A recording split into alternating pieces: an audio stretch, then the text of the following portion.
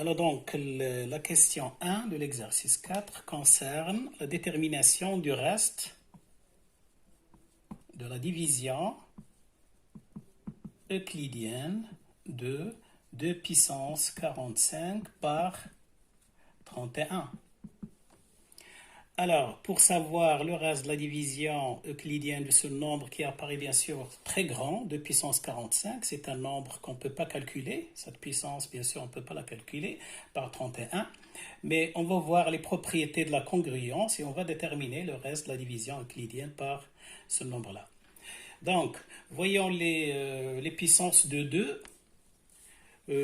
On va commencer à partir de 1. 2 puissance 1, c'est égal à 2, c'est inférieur à 31. 2 puissance 2, il est égal à 4.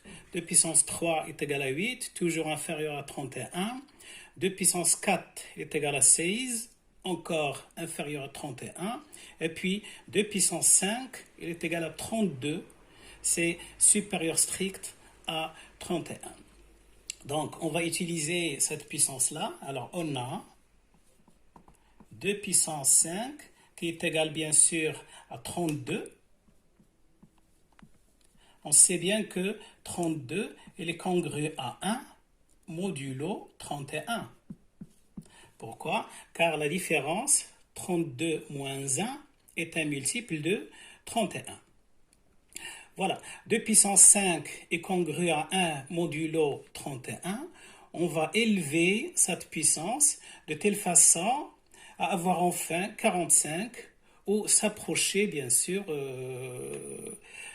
s'approcher de ce nombre 45 en tant que possible.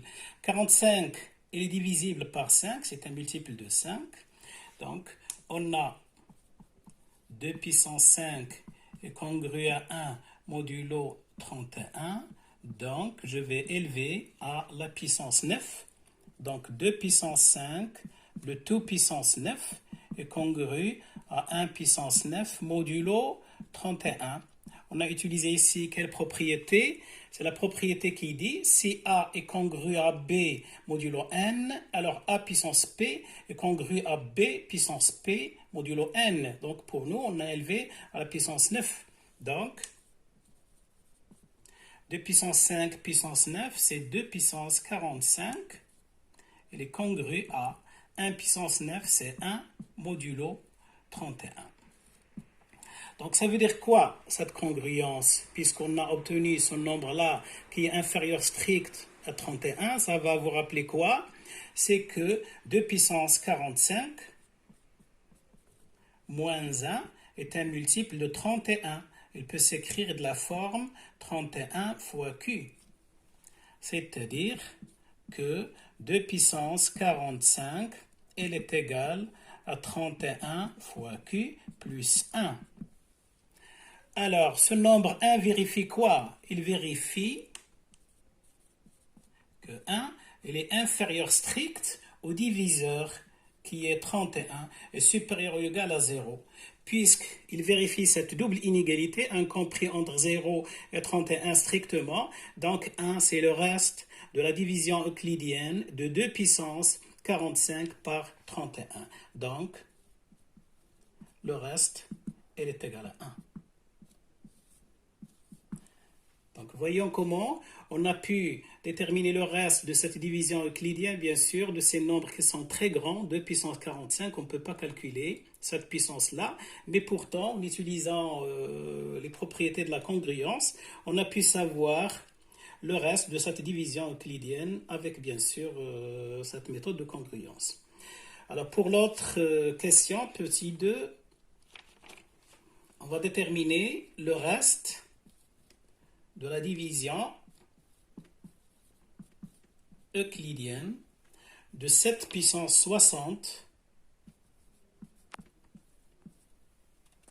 par 5. Alors, 7 puissance 60 aussi, c'est un nombre qui est très grand. On ne peut pas le calculer, bien sûr. Pour faire la division par 5 manuellement, bien sûr, on ne peut pas. Mais on peut, bien sûr, on peut simplifier cette puissance en tant que possible, puisque c'est une puissance qui est très grande. Voyons les puissances de 7. 7 puissance 2, en commençant par la puissance de 2, bien sûr. 7 puissance 2, il est égal à 49. Et 49, il est proche d'un multiple de 5. 49, il est proche d'un multiple de 5 qui est 50, bien sûr. Donc, on peut utiliser cette idée-là. Alors, on a 7 puissance 2 qui est égal à 49. Et on sait que 49, il est congru à moins 1 modulo 5.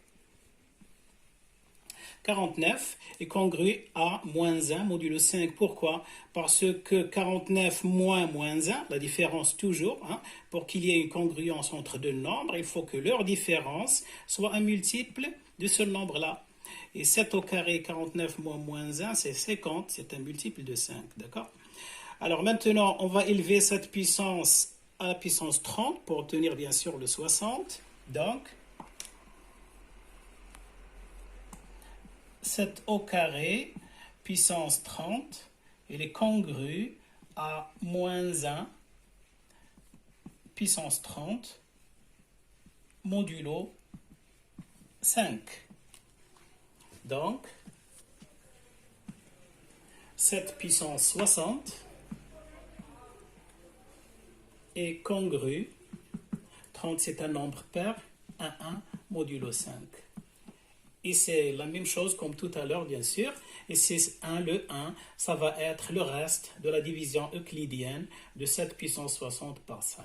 Donc, le R est égal aussi à 1. Donc, à noter que si A est congru à R modulo un certain n, bien sûr, qui appartient à n étoile, si R est inférieur strict à n, supérieur ou égal à 0, alors le R, c'est le reste de la division euclidienne de A par n. Voilà.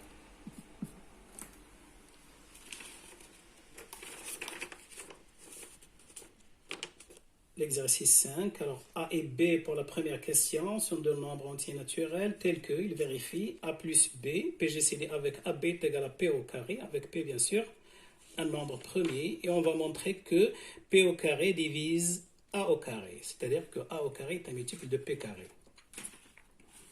Voilà, donc on a, pour cet exercice-là,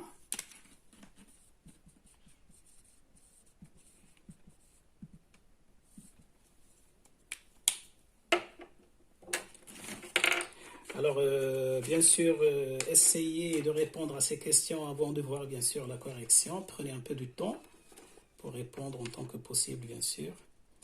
Alors, pour la première question, petit 1, petit a, alors on va montrer que P au carré divise A au carré. Montrons que P au carré divise A au carré. D'après l'égalité, bien sûr, on a A plus B PGCD avec le produit AB, il est égal à P au carré. Alors, donc, comment savoir que P au carré divise A au carré? On a le PGCD de A plus B et AB est égal à P au carré, c'est-à-dire quoi? Que P au carré divise A plus B et divise AB. Donc, on va utiliser le fait que P au carré divise A plus B et P au carré divise AB. Ici, je vais multiplier par A, donc P au carré. Bien sûr, je vais utiliser la relation de la divisibilité qu'on savait, bien sûr, si A divise B, alors A divise, alors je vais l'écrire ici, alors si A divise B, c'est-à-dire que B est un multiple de A, alors A divise CB, quel que soit C, appartenant à Z, bien sûr. C'est-à-dire si B est un multiple de A, et si on multiplie B par un nombre relatif C, ça va rester, bien sûr, un multiple. C'est ce que je vais utiliser ici. On a P au carré divise A plus B. Je vais multiplier A plus B par A. pour obtenir bien sûr le AB que je veux. Donc P au carré divise A plus B si je le multiplie par A au carré plus AB. Et on a bien sûr l'autre divisibilité que P au carré divise AB. Alors, P au carré divise A au carré plus AB, et P au carré divise AB, donc comme vous le savez, il divise la différence. Hein? Si A divise B et A divise C, alors si A divise B et A divise C, vous savez bien sûr que A divise la différence B moins C. C'est ce que je vais utiliser ici. Alors, si je fais la différence, donc ça va donner que P au carré, il divise A au carré plus AB moins AB. C'est-à-dire que P au carré divise A au carré.